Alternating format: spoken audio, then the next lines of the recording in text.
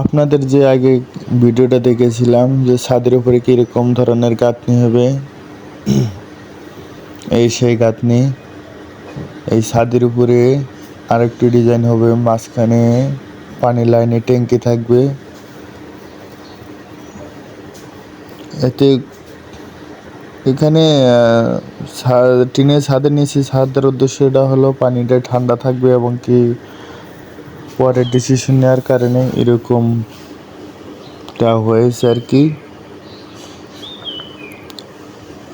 তাতে সমস্যা নেই, খরচ একটু বেশি হয়েছে, বেশি হলে জিনিসটা অনেকটাই সুন্দর দেখা যাচ্ছে এবং কি পানিগুলোও ঠান্ডা থাকবে, কোনো প্রকারভাবে ময়লা এবং কি কোনো কিছু হবে না। এখান থেকে আবার ওটা একটু গরুর খামার, আর মাঝখানে দুটি রুমের মাঝখানে এই অ্যাটাচ করে বাথরুমটা দেওয়া হয়েছে। ভিডিওটা কেমন হয়েছে অবশ্যই বলবেন।